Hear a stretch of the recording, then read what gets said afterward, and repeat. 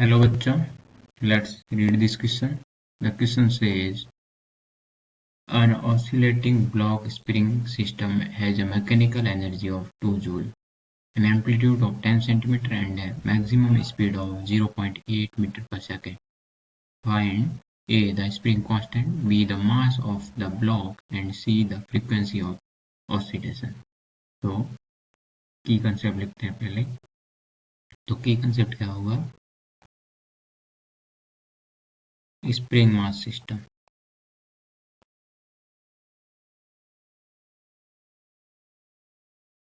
तो ये पूरा स्प्रिंग मास सिस्टम है and oscillating spring mass system भी लिख सकते हैं। ऑसिलेटिंग स्प्रिंग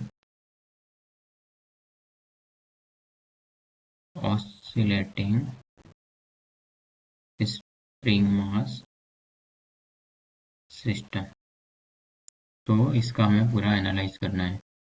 तो जो ये सिस्टम होगा तो ये कुछ ऐसा है कि ये एक मास है एंड ये स्प्रिंग से कनेक्टेड है, ऐसे कुछ, और ये ऑसिलेट कर रहा है लाइक यहाँ से यहाँ तक, और एम्पलीट्यूड गिवन है। एम्पलीट्यूड गिवन है तो गिवन क्या क्या है वो लिख लेते हैं पहले। तो गिवन दैट जो एनर्जी है वो है 2 जूल एंड जो मैक्सिमम स्पीड है वी मैक्स वो है 0.8 मीटर पर सेकेंड एंड जो एम्पलीट्यूड है वो 10 सेंटीमीटर मीन्स 0.1 मीटर। तो अब इसको यहाँ पे सॉल्व करते हैं।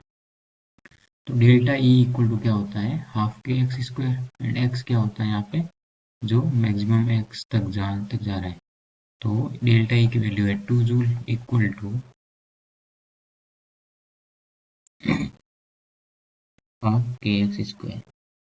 तो हाफ के एंड एक्स कितना है 0 पॉइंट के ए स्क्वायर भी लिख सकते हैं इसको हम, हाफ के ए स्क्वायर एंड ए की वैल्यू है 0.1। तो इसको सॉल्व करेंगे तो हमें यहाँ से के की वैल्यू मिलेगी, जो स्प्रिंग कांस्टेंट है उसकी वैल्यू मिलेगी, वो मिलेगी के इक्वल टू 400 न्यूटन पर मीटर।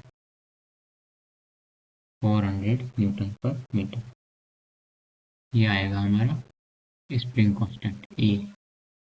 अब सेकंड पूछ रहा है हमें जो मास ऑफ द ब्लॉक। तो मास ऑफ द ब्लॉक क्या हो जाएगा, तो यहाँ पे हम सॉल्व करते हैं फॉर पार्ट बी। तो हमें वी मैक्स कब होता है, जब x इक्वल टू 0 होता है। तो टोटल एनर्जी होती है वो in form of kinetic energy होती है, फॉर्म ऑफ काइनेटिक एनर्जी होती है। तो यहाँ से काइनेटिक एनर्जी इक्वल टू होता है half m v max square, जब मिड पोजीशन पे होगा स्प्रिंग मास। इसमें डायग्राम पे देखते हैं तो जब यहाँ पे x इक्वल टू 0 पे होगा तो जो मैक्सिमम स्पीड होगी तो पूरी एनर्जी है वो काइनेटिक एनर्जी के फॉर्म में होगी। तो यहाँ से हम लिख सकते हैं कि 2 equal to 1/2 m and v कितना है 0.8 स्क्वायर। तो यहाँ से जो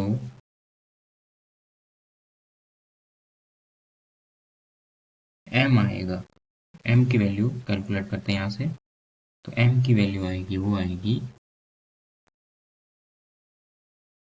4 divided by m equal to 4 divided by 0.8 and यहाँ से हमें m मिलेगा, वो मिलेगा 6.25 kg। ये हमारे पास m की वैल्यू आ जाएगी। नो हम कैलकुलेट करते हैं, थर्ड ऑप्शन क्या पूछा गया है, फ्रीक्वेंसी। तो फ्रीक्वेंसी कैसे कैलकुलेट करेंगे, सी पार्ट फ्रीक्वेंसी, तो ओमेगा इक्वल होता है √k/m एंड यहाँ से f इक्वल टू आएगा 1/2 √k/m और 1/2 √k की वैल्यू कितनी आई हमारे पास 400 डिवाइडेड बाई 6.25। तो यहाँ से हमें जो फ्रीक्वेंसी मिलेगी वो मिलेगी